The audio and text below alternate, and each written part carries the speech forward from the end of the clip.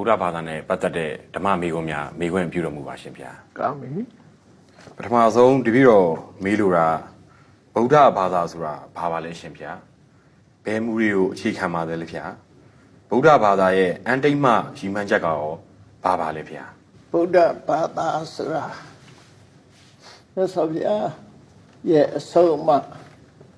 ဘဝမှာဘယ်လိုနေရမယ်ဘယ်လိုထိုင်ရမယ်ဘာတွေလုပ်သင့်တယ်ဆိုတဲ့ way of life ကောင်းကျိုးချမ်းသာရစေနိုင်တဲ့လူတွေအကျိုးစီးပွားဖြစ်ထွန်းစေနိုင်တဲ့အကြောင်းတရားတွေကိုလှုပ်ဆောင်ပြီးလူတွေဆင်းရဲဒုက္ခရောက်ရှိစေနိုင်တဲ့အဆိုးတရားတွေကရှောင်ရှားဖို့သွန်သင်ဆုံးမတဲ့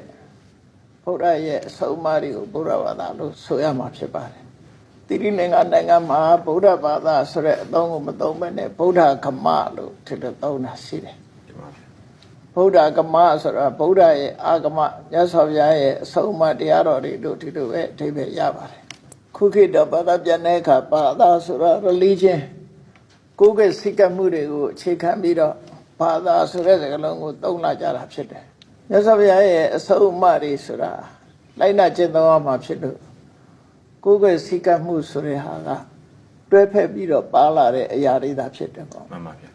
အဓိကကဘုရားဘာသာဆိုတာမြတ်စွာဘုရားရဲ့အဆုံးအမသွန်သင်ပြသတဲ့စကားတွေပဲဖြစ်တယ်ဒါပြင်မြတ်စွာဘုရားကဘာတွေဆုံးမတော့ဆိုတော့ကိုကျင့်သီလကောင်းမှုနဲ့လူချင်းအကျဉ်းတရားထားဖို့ရှင်ထဲမှာရှိတဲ့လူတွေရဲ့စိတ်နှလုံးကိုပူပန်စေတတ်တဲ့ကိလေသာတရားတွေကိုလျှော့နှဲအောင်လျှော့ချနောက်ဆုံးမှာအပြည့်တိုင်ဖြည့်ရှင်းပြီးဆဲတော့ကလွတ်မြောက်ဖို့ဆိုတာကိုမြတ်စွာဘုရားဟောခဲ့တာဖြစ်တယ်အကျဉ်းချုပ်ပြောရမယ်ဆိုရင်ဘုရားရဲ့အဆုံးအမစကားတွေကိုပိဋကတ်30နိကေ9ပြဓမ္မခန္ဓာပေါင်း8400မှာဒီမှတ်တမ်းတင်ထားတာအဲ့ဒီမှတ်တမ်းတင်ထားတဲ့မြတ်စွာဘုရားရဲ့အဆုံးအမတွေအားလုံးကို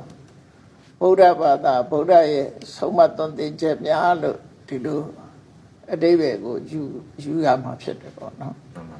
အဲ့ဒီဗုဒ္ဓရဲ့သွန်သင်ဆုံးမချက်တွေကိုလိုက်နာတဲ့ပုဂ္ဂိုလ်တွေကြတော့ဗုဒ္ဓဘာသာဝင်လို့ခေါ်ကြတယ်အလားတူပြန်တဲ့ religion ဆိုတဲ့အင်္ဂလိပ်ဘာသာစကားကရှုံချီမှုနဲ့ကိုးကွယ်မှုကိုခြေခံပြီးတော့ပြောတဲ့စကားမှန်ပါဗျာဒီမှာတော့အဲ့လိုယုံကြည်မှုနဲ့ကိုးကွယ်မှုကိုအခြေခံတာမဟုတ်ပဲနဲ့လက်တွေ့ကျင့်သုံးမှုကိုဆိုလိုတာဖြစ်လို့အချင်းချင်းမှတ်ရမှာတော့ဘုရားဘာသာဆိုတော့မြတ်စွာဘုရားရဲ့အဆုံးအမတရားတော်များပဲဖြစ်တယ်သူရဲ့အန်တိတ်မှရည်မှန်းချက်ကရောဘာများဖြစ်မလဲဘယ်မူတွေကိုအခြေခံတယ်ဆိုတာလေးကိုပြောအောင်နော်မှန်ပါဗျာမူလို့ဆိုတာတဲ့ဘုရားဘာသာဖြစ်ဖို့အဓိကအကြောင်းတရားကတော့ကမ္မတက္ကတာသမ္မာဒိဋ္ဌိလို့ပါဠိမှာဆိုတာအဲ့ဒီကမ္မတက္ကတာသမ္မာဒိဋ္ဌိဆိုတာကိုလှုပ်တာကိုနဲ့သက်ဆိုင်တယ်လို့ခံယူချက်ကိုအခြေခံတယ်မှန်ပါဗျာမလို့အများနာလဲတာနဲ့ပြောရမယ်ဆိုရင်ကံဤအကျိုးကိုလက်ခံတယ်မှန်ပါဗျာ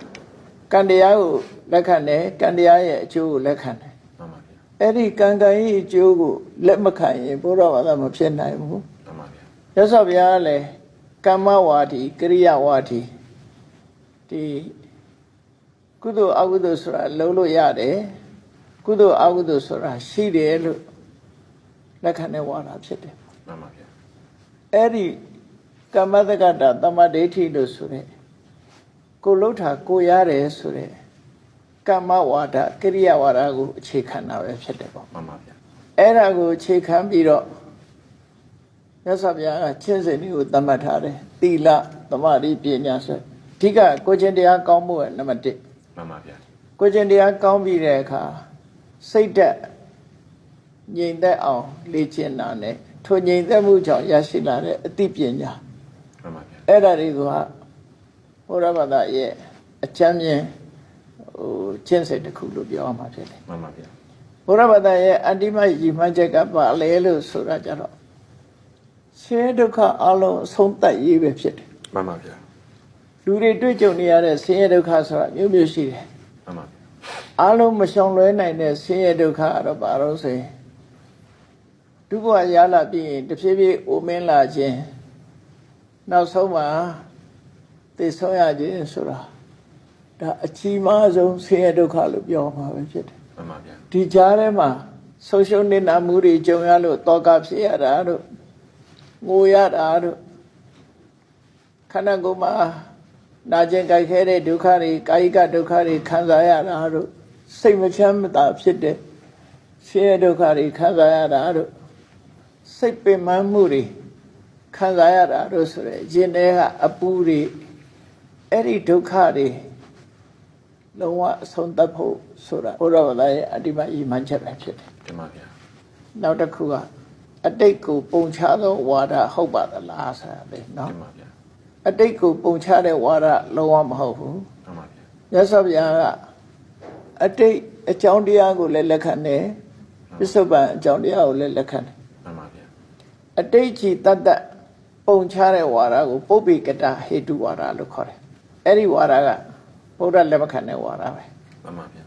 အရာရာဟာအတိတ်ကလုတ်ခဲ့လို့ဆိုတဲ့ဟာမျိုးလုံးဝလက်မခံ မှန်ပါဗျာ ပစ္စုပန်လောလောလတ်လတ်ဖြစ်ပေါ်နေတဲ့အကြောင်းတရားကိုလည်းထည့်သွင်းစဉ်းစားတယ် မှန်ပါဗျာ အဲ့တော့အတိတ်ကအကြောင်းတရားပဲဖြစ်စီပစ္စုပန်အကြောင်းတရားပဲဖြစ်စီအဲ့ဒီသက်ဆိုင်ရာအကြောင်းတရားတွေကိုလက်ခံယုံကြည်ပြီးအတိမတ်ပြုတဲ့ဝါဒသာလင်ဘုရားဝါဒဖြစ်တယ်